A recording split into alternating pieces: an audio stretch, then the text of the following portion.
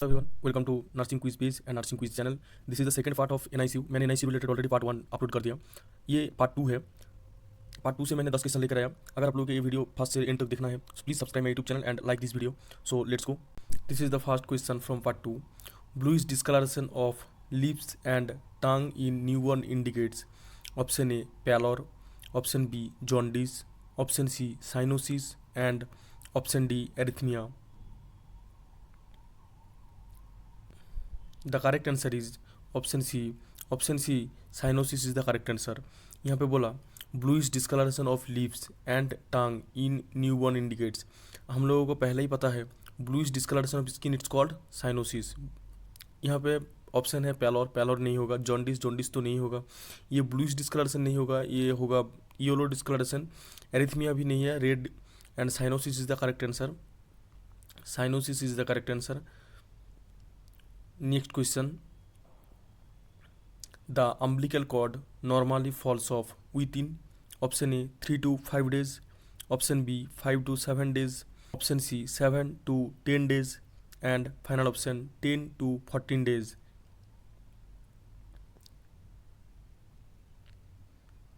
The correct answer is option C 7 to 10 days is the correct answer.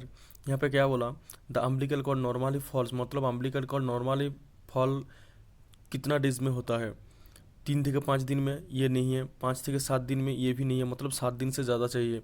7 to 10 days is the correct answer. 10 to 14 भी नहीं है। 7 to 10 days is the correct answer. Focus on your next question. Which position is best for a newborn after feeding? Option A front position, option B supine position, option C upright position and option D Trendelenburg position.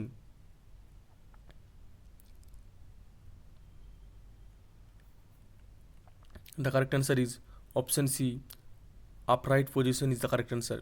यहाँ पे बोला which position is best for a newborn after feeding, मतलब कौन सा position best है एक newborn baby को feeding देने के बाद? प्रॉन पोजीशन ये तो बेस्ट नहीं है। सुपाइन पोजीशन भी नहीं है। ट्रेंडेलेनबर्ग नहीं है। The correct answer is upright. Upright position is the correct answer.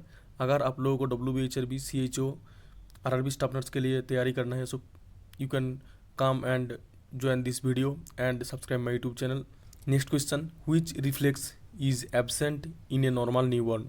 Option A Moro reflex, option B rooting reflex, option C Babinski reflex and final option plantar reflex.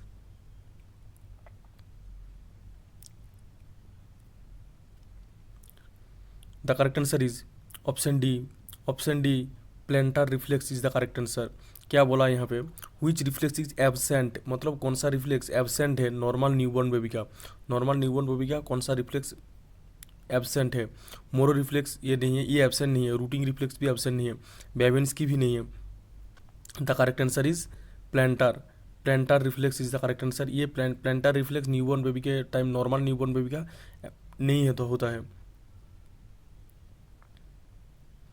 The main purpose of NICU is to care for option A normal newborns, option B sick and premature newborns, option C mothers after delivery, and final option post-term babies only.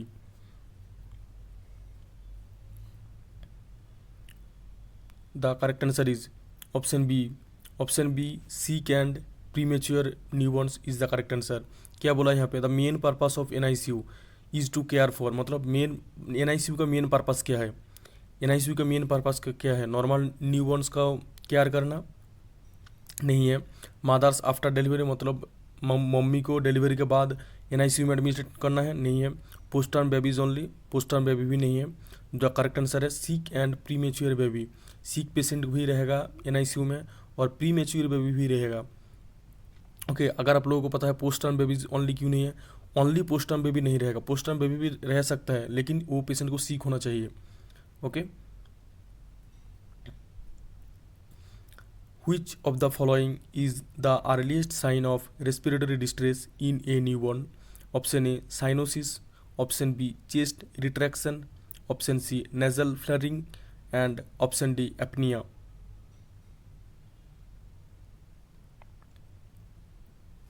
The correct answer is option C. Option C nasal flaring is the correct answer. यहाँ पे क्या बोला, which of the following is the earliest sign of respiratory distress, मतलब earliest sign of respiratory distress का earliest sign क्या है newborn baby का। Cyanosis नहीं है, साइनोसिस मैंने पहले ही बोला, साइनोसिस को क्या कहता है, चेस्ट रिस्ट्रिक्शन ये भी नहीं है, एपनिया भी नहीं है। The correct answer is nasal flaring. Nasal flaring is the correct answer.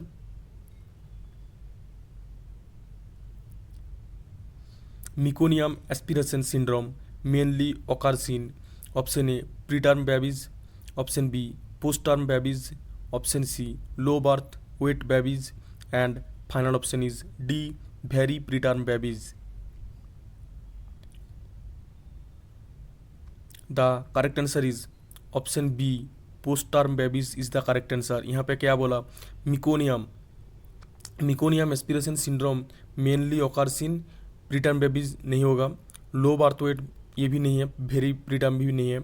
The correct answer is post term babies. Post term babies. What is the means by meconium, anybody know what is the means by meconium? If you know please comment me what is the means by meconium. Okay, focus on next question. Which investigation is most useful to assess jaundice in a newborn? Option A hemoglobin level, option B total serum bilirubin, option C blood sugar, and final option serum calcium.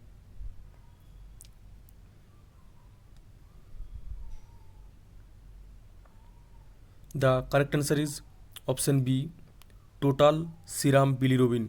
क्या बोला यहाँ पे, which investigation मतलब jaundice, अगर कोई patient को jaundice हुआ तो ये न्यूबॉर्न एंड एडल्ट के लिए सेम है, कोई बात नहीं है। जॉन्डिस हुआ तो कौन सा इन्वेस्टिगेशन करना चाहिए, हीमोग्लोबिन लेवल। हीमोग्लोबिन लेवल में जॉन्डिस नहीं आएगा, क्योंकि हीमोग्लोबिन जॉन्डिस कब आएगा, बिलिरुबिन लेवल के साथ इनके जॉन्डिस का लेना देना है। ब्लड शुगर भी नहीं है, सीरम कैल्शियम भी नहीं है, मतलब सीरम क्रिएटिनिन भी नहीं है। The correct answer is total serum bilirubin. Bilirubin test करना है, बिलिरुबिन टेस्ट करना है, ठीक है। एलएफटी टेस्ट करना है, एलएफटी टेस्ट में आएगा इन्वेस्टिगेशन, मतलब एलएफटी इन्वेस्टिगेशन में आएगा जॉन्डिस हुआ कि नहीं है, बिलिरुबिन टेस्ट। अगर आप लोगों ने WBHRB CHO exam, RRB staff nurse NORCET exam के लिए तैयारी कर रहे हो, so please come and join this video and subscribe my YouTube channel. So this is the second last question.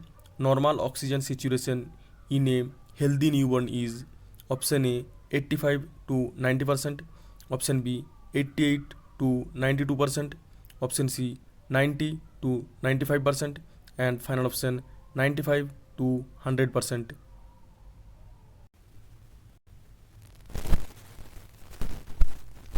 The correct answer is option D. Option D 100% is the correct answer। यहाँ पे बोला normal oxygen, normal SpO2 level कितना है healthy newborn का। Healthy newborn का 95 to 100%। आप लोगों को ऐसा लग रहा है 90 to 95% भी हो सकता है, लेकिन 90 to 95% नहीं है हेल्दी न्यूबॉर्न के लिए। हेल्दी न्यूबॉर्न के लिए 95+ रहना ही चाहिए, ये तो गलत है। Next question, this is the last question for this video. Which feeding is best for a preterm baby if sucking is pour?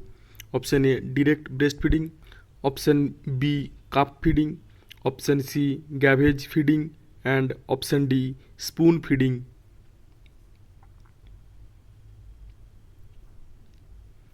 The correct answer is option C gavage feeding। gavage feeding is the correct answer।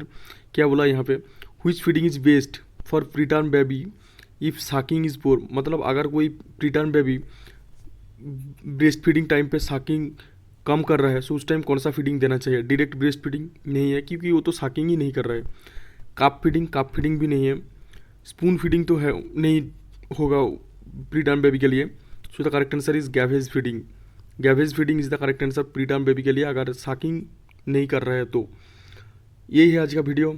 अगर आप लोगों को ये video अच्छा लगा तो please like this video and subscribe my YouTube channel. अगर आप लोगों को WBHRB CHO RRB staff nurse के लिए तैयारी करना है, you can come and join this nursing quiz channel, बहुत ही हेल्पफुल होगा।